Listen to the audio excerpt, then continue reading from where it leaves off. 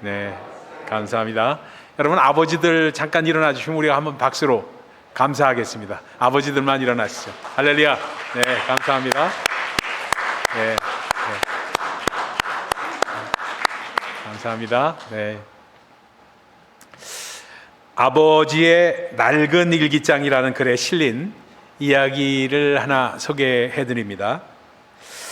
치매에 걸린 아버지가 창밖을 바라보다가 까치 한 마리를 보고 아들에게 물었습니다. 아들아, 저게 뭐냐? 까치네요, 아버지. 응, 그렇구나. 잠시 후에 아버지는 다시 아들에게 물었습니다. 아들아, 저게 뭐지?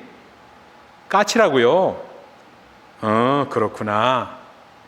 잠시 후에 또 아버지가 아들에게 물었습니다. 아들아, 저게 뭐지? 까치라니까요. 정말 자꾸 왜 그러세요? 그렇구나. 그 모습을 옆에서 지켜보고 있던 어머니가 말없이 아버지의 낡은 일기장을 들고 나와서 아들에게 보여줬습니다. 오래된 아버지의 일기장에는 다음과 같은 글이 적혀 있었습니다. 오늘은 우리 아이가 3살이 되는 날이다. 아침에 까치 한 마리가 창가에 날아와 앉았다. 어린 아들은 저게 뭐야? 하고 나에게 물었다. 나는 까치라고 대답해 주었다. 그런데 아들은 연거푸 23번을 똑같이 물었다. 나는 귀여운 아들을 안아주며 다정하게 똑같이 대답해 주면서 즐거웠다. 아들이 새로운 것에 호기심을 가지는 것에 감사했고 아들에게 사랑을 준다는 사실에 감사했다. 아버지와 아들의 차이입니다. 오늘은 죄송하게도 1년에 한 번씩만 아버지를 기억하고 그리워하면서 또 감사하는 날입니다. 아버지 날인 오늘 이삭의 눈으로 바라본 아브라함은 과연 어떤 분이었을까? 이삭은 아버지로부터 어떠한 정신적이고 영적인 유산을 배우고 물려받았을까? 오늘 함께 같이 살펴보면서 우리 아버지는 과연 어떤 분이셨나? 여러분의 아버지는 어떤 분이셨는가? 기억하고 감사하면서 오늘 아버지 날을 함께 기념하기를 원합니다. 아버지, 아브라함의 아들 이삭에게 남긴 것은 어떤 유산이었을까? 오늘 말씀을 저는 깊이 묵상하면서 3가지 유산을 나열할 수가 있었습니다. 첫 번째 유산입니다. 그 유산은 기억의 유산입니다. 다시 한번 말씀드립니다. 기억의 유산. 네, 감사합니다. 기억은 우리에게 가장 아름답기도 하고 또 가장 아픈 것이기도 합니다. 우리가 지나간 것을 회상해 보면 어떤 기억은 매우 아름답습니다. 매우 아름답고 달콤합니다. 그런데 어떤 것은 매우 아프고 매우 씁쓸합니다. 어떤 기억은 매우 기쁘고요, 또 어떤 기억은 매우 슬픕니다. 여러분은 어렸을 적에 어떤 기억이 가장 머리에 남아있는지 한번 생각을 해보시기 바랍니다. 각자 아마도 다를 겁니다. 좋은 기억이 많은 분들도 계실 겁니다. 또 아픈 추억이 더 크게 남아있는 분들도 아마 이 자리에 계실지 모르겠습니다. 러시아의 문호인 도스토옙스키가 이런 글을 하나 쓴 것이 있습니다. 좋은 기억, 특별히 어렸을 때 가정생활에 있어서 기억처럼 장래에 깊은 감화와 감동을 주는 것은 없다. 귀하고 성스러운 기억은 최대의 교육이 된다. 그런 기억이 많은 사람은 최후까지 인생길을 바로 걸을 수가 있다. 그런 기억이 단 하나만 있어도 우리의 영혼에 큰 도움을 받을 수가 있다. 그 단 한 가지 기억이 그 사람을 많은 죄악에서 건질 수도 있기 때문이다. 그러면 이삭에게 있어서 도저히 지워질 수 없는 한 가지 기억이라는 건 무엇일까? 그것은 아버지와 함께 모리아산에서 제사를 드렸던 기억이었습니다. 사흘길 걸어서 모리아산으로 갔습니다. 막상 그곳에 다가가서 이제 제사를 드리려다 보니까 모든 것이 다 준비되었는데 번제로 드릴 양이 없었습니다. 그래서 이삭이 아버지에게 물었습니다. 아버지, 모든 것이 다 준비되었는데 번제로 드릴 양은 어디 있습니까? 이때 아버지가 해주었던 대답은 아마도 이삭의 평생에 남는 것이었을 겁니다. 여호와 이래, 아버지께서, 하나님께서 준비하신다. 그 아버지의 대답에 아무 말도 않고 기다리던 이삭 아들이 본 것은 놀라움 그 자체였습니다. 갑자기 아버지의 눈에 눈물이 글썽이면서 자기를 붙잡고 묶어서 제단에 올리는 그 아버지의 모습에 아들 이삭은 숨조차 제대로 쉴 수가 없었습니다. 그리고 갑자기 양을 잡을 때 쓰는 칼로 자기를 내려 찌르려 했을 때 그는 눈을 감을 수밖에 없었습니다. 아니, 여호와 이레가 이런 뜻인가? 여호와 이레는 하나님의 뜻이 아닌가? 도대체 이해할 수가 없었습니다. 그러더니 잠시 후에 아버지가 갑자기 칼을 멈추고 하늘을 쳐다보는 겁니다. 무슨 웅웅거리는 소리 같은 것이 들립니다. 그때 한편 구석을 이렇게 보는데 아버지의 눈길을 따라가서 보니까 그 구석에 양이 보입니다. 그리고 마침내 그 양을 붙들어서 잡아서 번제를 올려던 그 모리아산의 추억이었습니다. 그때 이삭이 아버지 아브라함으로부터 본 것이 과연 무엇이었을까? 무엇을 그는 기억을 했을까? 아들은 자기를 죽이려고까지 하셔야 했던 것이 도대체 무엇 때문이었을까? 궁금하지 않을 수가 없었을 겁니다. 시간이 점차 흐르면서 그가 깨닫게 된 것은 아버지가 지키려 했던 것이 바로 하나님의 말씀에 대한 순종이라는 사실을 깨닫기 시작했습니다. 아들인 자기를 번제로 드리면서까지 순종하려 했던 하나님의 말씀이었습니다. 그때 웅웅거리던 소리가 도대체 무엇인가 아버지에게 물었을 때 아버지의 대답은 이러한 이삭의 궁금증을 풀어주는 것이었습니다. 아들아, 그것은 하나님의 음성이었단다. 내가 칼을 들었을 때 하나님께서 말씀하셨지. 아브라함아, 아브라함아, 내 아들에게 손을 대지 마라. 아브라함아, 아브라함아, 내가 이제야 내가 나를 경외하는 줄을 알겠노라 하는 소리였단다. 하나님이 시험하는 말씀에는, 시험하시는 그 말씀엔 반드시 순종해야 하는구나 하는 그때 이삭은 아버지의 말로부터 믿음의 유산을 받았던 것이었습니다. 그 순종이 아버지의 믿음임을 알게 되었던 겁니다. 이삭이 가졌던 아버지에 대한 기억은 바로 믿음의 유산이었습니다. 그것은 아브라함이 항상 새로운 장소로 옮길 때마다 올렸던 제사하고도 연결이 됩니다. 그는 오늘 본문 24절과 25절을 한번 같이 읽어보기를 원합니다. 한번 오늘 본문 24절 올려주시기 바랍니다.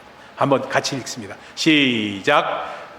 그 밤에 여호와께서 그에게 나타나 이르시되 나는 내 아버지 아브라함의 하나님이다.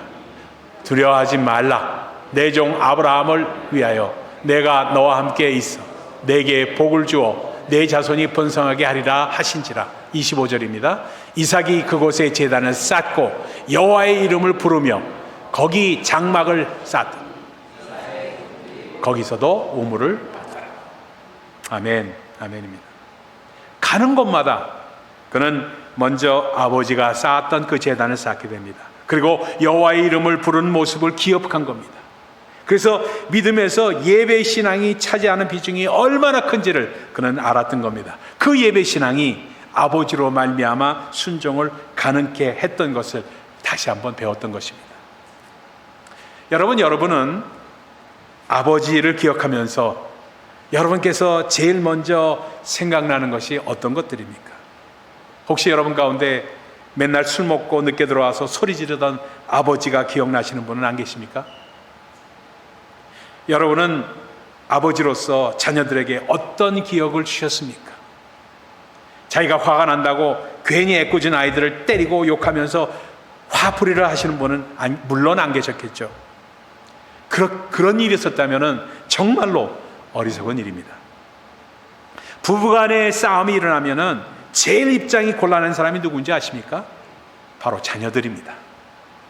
꼭 싸움할 일이 있을 때 그때는 어떻게 해야 되느냐? 아이들을 없는 데 가서 바닷가에 가서 차 안에서 싸우는 게 낫습니다. 아이들이, 자녀들이 있는 데서 아예 싸움을 하지 마십시오. 그것이 아주 좋지 못한 기억으로 아이들에게 남게 되기 때문입니다. 아버지가 만약 집에서 TV만 보고 있으면 아이들도 집에 와서 TV만 보거나 아니면 컴퓨터로 게임만 하게 됩니다. 아버지가 집에서 성경을 읽고 만약 기도를 하게 되면은 자녀들은 저절로 따라하게 됩니다. 성경 읽어라, 기도해, 구태여 말하지 않아도 됩니다. 그것이 바로 믿음의 유산, 아버지에 대한 기억의 유산이기 때문입니다. 이삭이 아버지 아브라함으로 물려받은 두 번째 유산은 과연 어떤 것이었나? 그것은 좋은 습관의 유산이었습니다. 첫 번째는 기억의 유산이었고요, 두 번째는 좋은 습관의 유산이었습니다. 품성과 인격 조성에 있어서 습관이 얼마나 중요한가 하는 것은 심리학자들의 말을 기다릴 것도 없이 우리가 다 상식적으로 아는 것입니다. 생각을 심으면 행동을 거두게 됩니다. 또 행동을 심으면 습관을 거두게 되고요, 습관을 심으면 품격을 거두고요, 품격을 심으면 일생의 운명을 거두게 된다는 사실입니다. 꼭 그렇게 됩니다. 마음이 생각하는 것이 행동으로 나타나게 돼 있습니다. 행동을 반복하면 습관이 됩니다. 그래서 습관이 쌓이면 품격이 되고요, 품격이 그 사람의 일생을, 운명을 주장하게 되어 있습니다. 그만큼 습관이 중요하다는 이야기입니다. 저는 그런 화두를 갖고 요즘 굉장히 생각을 하게 됩니다. Aging gracefully 라는 말입니다. 영어로는 Aging gracefully. 나이가 먹어갈수록, 더 늙어갈수록 더 은혜롭게, 더 품격 있게 늙어가는 것이 어떤 것인가 하는 것을 자꾸 생각을 하게 되는 나이가 되었나 봅니다.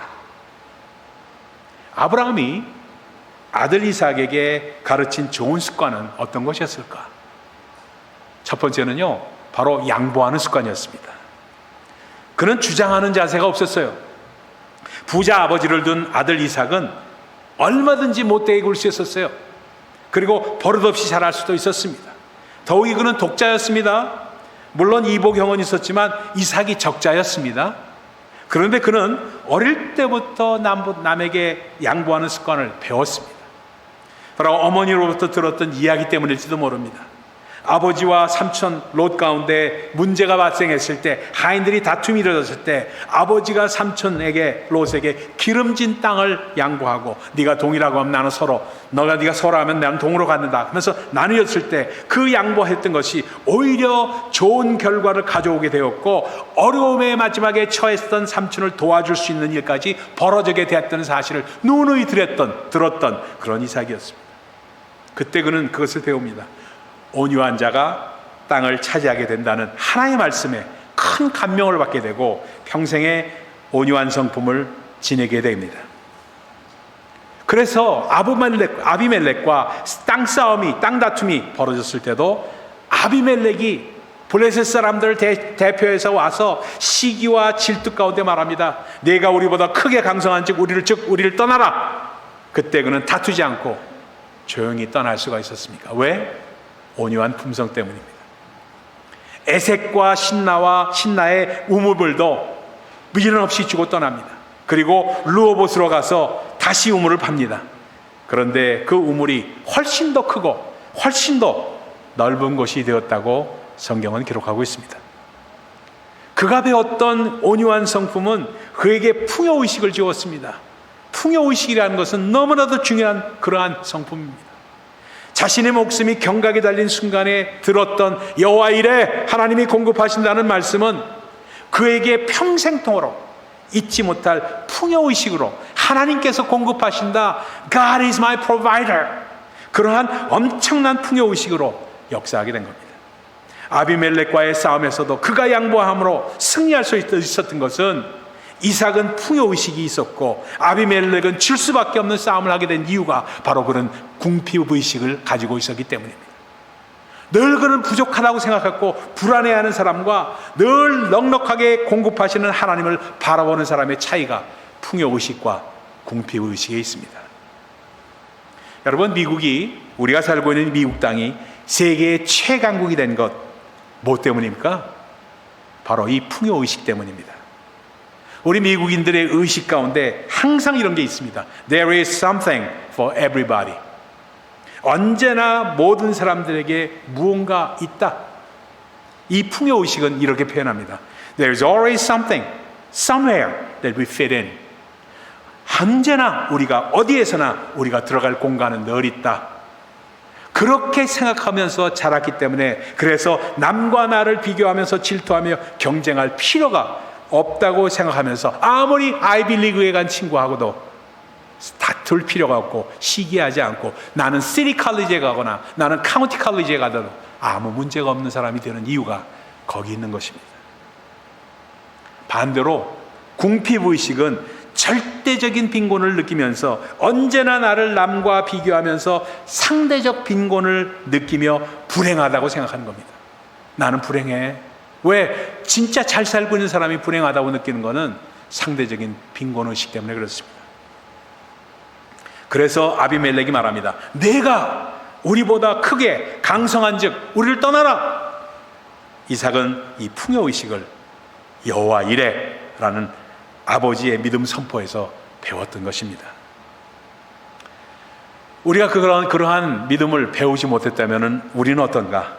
우리는 예수로부터 배우는 겁니다. 예수 믿는 우리가 육신의 아버지로부터 이 풍요의식을 유산으로 거룩한 습관으로 배우지 못했다면 이제부터라도 예수님을 바라보고 배우는 겁니다. 하나님께서 모든 충만으로 예수 안에서 거하게 하셨습니다. 그래서 예수 안에 풍요의식을 누리는 겁니다. 그래서 말씀하십니다. 무릇 있는 자는, 무릇 풍요의식을 가진 자는 이라는 뜻입니다. 바다 넉넉하게 되되 무릇 없는 자는 빈곤의식을 갖고 있는 그러한 사람들은 그 있는 것조차도 빼앗기리라 하고 마태복음 13장에 기록하고 있는 이유가 거기에 있는 것입니다. 또 하나 이삭이 유산으로 배운 것이 집중하는 습관이었습니다. 집중하는 습관. 이 집중이 이삭에게 성공을 가져오게 합니다. 우물을 판다는 것은 집중한다는 것을 상징하고 있습니다. 한 우물을 물이 나올 때까지 파는 겁니다. 또 아버지 아브라함의 팠던 우물이 어딘가를 찾았습니다. 그 우물을 찾으면서 그 우물을 집중하게 파다 보니까 나중에는 그랄 골짜기에 가서 전혀 아버지가 파지 않은 곳에 가도 집중해서 파다 보니까 우물이 나오는 것을 바라보게 됩니다. 우리가 너무 많은 일을 함으로 아무것도 이루지 못하는 사람이 있습니다. 어리석은 사람입니다. 무슨 일이든지 집중하고 반복하면은 그 분야의 전문가가 될 수 있습니다. 그래서 잠언에서도 이렇게 말합니다. 지식이 없는 소원은 선하지 못하다. 지식이 없는 소원은 선하지 못하다는 거. 아무리 말하고 원해도 지식이 없이 그냥 집중하지 못하면 어리석다는 얘기입니다. 그래서 반복을 통해서 점점 그 지식을 쌓고 대가가 되고 실력자가 되는 것입니다. 소위 말해서 요즘 말로 흔한 말로 달인이 되는 거예요. 제자 훈련도 마찬가지입니다. 성경 공부도 마찬가지입니다. 기도도 마찬가지입니다. 집중하면 인정받게 되게 돼 있습니다. 제가 여러분 7년 동안에 우리 교회에서 사역하면서 얼마나 많은 책을 만들었는지 여러분 아십니까? 책 2권 낸 거 그거 자체뿐만이 아닙니다. 영어도 책도 발간하게 됐죠. 조그만 책 가득한 그 이야기라는 조그만 소책자도 발간했죠. 그 다음에 성경 공부하면서 내적 치유 뭐 하면서 책이 제가 이렇게 쌓아보니까 어저께 정리하다 보니까 이만큼이 돼요. 이만큼이에요. 여러분 사실 이러한 이 자료는 여러분이 두고두고 여러분의 실력에 그걸 쌓는 거를 그냥 버리는 것이 아니에요. 버리는 것이 아닙니다. 그것이 여러분의 영적 실력이 된다는 사실 꼭 기억해야만 합니다. 부모로서 우리는 어렸을 때부터 아이들에게 버릇을 가르쳐야 합니다. 인사하는 것도 가르쳐야 하고요. 고맙다, thank you, 미안하다, I'm sorry 이런 말을 자주 하게끔 만들어야 됩니다. 예의를 배워줘야 합니다. 친절히 하는 것, 참말하는 것, 무엇이나 정직하게 하는 것, 무엇이나 깨끗이 하고 정돈하게 살 줄 아는 것, 부지런한 것, 일찍 일어나는 것, 다른 사람에게 봉사하는 것, 이 모든 것이 적은 것 같지만 이 습관들이 모여서 결국은 그 사람의 품격이 되는 겁니다. 우리 신앙생활에서도 마찬가지입니다. 어렸을 때부터 식기도하는 것, 아침 저녁으로 기도하게끔 하는 것, 자기 전에 기도하게끔 하는 것, 주일이 되면 꼭 예배당에 가는 걸 준비하게끔 하는 것, 이 모든 것이 습관이 되고 이것이 품격이 되어서 신앙 인격이 되고 이것이 바로 건전한 터전이 돼서 그 사람이 자라게 되는 겁니다. 바로 아버지의 삶으로부터 배우는 습관들입니다. 세 번째, 마지막입니다. 마지막 유산은 자존감의 유산이었습니다. 자존감의 유산이에요. 첫 번째는 어떤 유산이었죠? 네, 기억의 유산. 두 번째는 뭐였죠? 좋은 습관의 유산. 세 번째는 뭐죠? 자존감의 유산입니다. 이삭은 아버지 아브라함이 자랑스러웠습니다. 그가 하는 모든 일 가운데 하나님이 나타나셨다는 것을 그는 그의 일생을 통해서 목격했던 그였습니다. 아버지에 대한 신뢰는 이삭에게 자존감의 유산이 됩니다.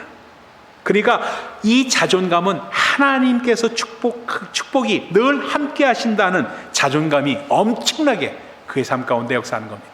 비록 다 모든 것을 이뤘다 하더라도 염려할 것이 없는 게, 왜? 하나님이 함께 하시면 언제나 일어나겠다는 것, 그것이 바로 주 안에서, 하나님 안에서 우리가 갖는 의라는 사실을 그는 깨달았던 겁니다. 그러니까 여호와의 일에 하나님을 신뢰한다는 것은 엄청난 자존감을 주는 겁니다. 여러분에게 우리 교회에 와서 둥지를 만들고 둥지의 이름을 여호와의 일에, 여호와 라파, 이러한 이름들을 할 때 여러분 궁상맞게 왜 이런 이름을 짓냐, 쉽게 지어야지, 1둥지 2둥지 하면 쉽지 않습니까? 하고 얘기하는데 꼭 여호와 이레라는 이름을 써서 하라고 했던 이유가 여기에 있습니다. 기억하라는 겁니다. 그것이 나중에 여러분의 자존심이 된, 자존감이 된다는 겁니다. 우리 육신의 아버지들은 어떨까? 아버지의 존재가 우리에게 어떤 자존감을 주고 어땠을까? 저는 상당히 저희 아버님, 오래전에 돌아가셨지만 참 좋으신 아버님이었습니다. 특히나 저희 아버님이 불렀던 거룩한 성, 그 노래는, 우리 아버님은 원래 성악가 출신이니까 저야 뭐 그렇게 못하죠. 그러나 노래를 잘하셨던 우리 아버지를 늘 기억을 합니다. 그리고 자녀들 앞에서 노래하고, 그리고 많은 말씀은 안 하셨지만 늘 조금씩 자존감을 불어넣어 주셨던 아버지를 지금도 기억합니다. 유튜브에 실렸던 그 실제 있었던 이야기를 오늘 소개하면서 자존감에 대한 이야기를 마지막으로 우리 함께 나누면서 말씀을 마치기 원합니다. 나는 30이 다 되어가는 취준생이다. 취업 준비생이라는 뜻이죠. 요즘 코로나 상황이라서 그냥 부모님께 뭐라도 내가 하는 것을 보여주려서 도서관에 매일 출근 도장을 찍는다. 5시쯤 집에 들어가니 어머니가 약속이 있어 나가셨고 아버지만 계셨다. 아버지는 맛있는 것 시켜 먹자고 하셨다. 돈도 못 벌면서 부모님 돈으로 저녁을 때워야 하는 내 상황이 너무나도 불편했다. 그래도 아버지께서 오랜만에 함께 소주 한잔 하자고 하셔서 족발과 쟁반 국수를 시켰다. 그런데 시킨 지 1시간이 넘었는데 음식은 도착하지 않았다. 난 조금 짜증이 나서 족발집에 전화를 걸었다. 떠난 지 30분이 훌쩍 넘었다고, 이상하다고 전화 받은 사람이 말한다. 비가 많이 와서 그런가? 라는 생각으로 아버지와 어색하게 TV를 보면서 30분을 더 기다렸다. 그제야 초인종이 눌려졌다.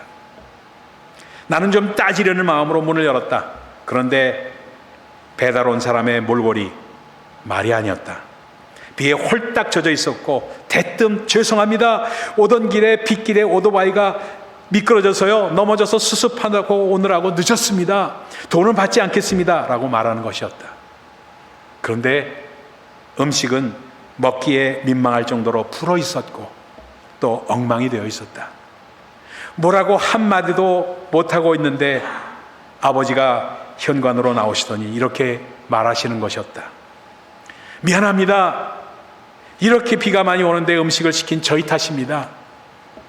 다치지는 않으셨는지요? 당신의 책임감으로 오늘 우리 부자가 맛있는 음식을 먹을 수 있게 되었습니다. 그러면서 아버지는 음식값과 세탁비까지 건네주었다. 그러자 배달원은 펑펑 눈물을 흘렸다. 나는 아버지가 자랑스러웠다. 고마워할 일이 하나도 없는 코로나와 무직 상황에서 이상하게 감사한 마음이 흘러나왔다. 실제로 이 이야기는 아버지의 아들이 배달 중에 넘어져서 음식이 섞여서 옴이라는 제목으로 SNS에 올려져서 화제가 되었던 글입니다. 아들은 이런 말도 사족으로 붙였습니다. 절대로 돈을 적게 벌든 많이 벌든 다른 사람의 직업을 하찮게 생각해서는 안 되고, 내가 그렇게 살 수 있는 걸 항상 고맙게 생각하여야 한다. 우리에게는 아브라함과 같은 아버지가 없을지 모릅니다. 우리가 아브라함과 같은 그런 아버지가 되어주지도 못할지 모릅니다.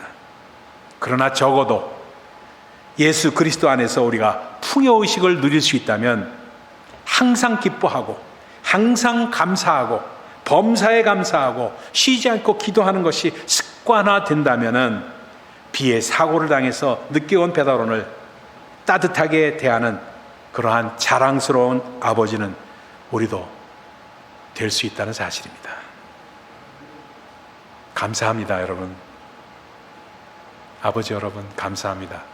해피 파더스 데이. 기도하겠습니다.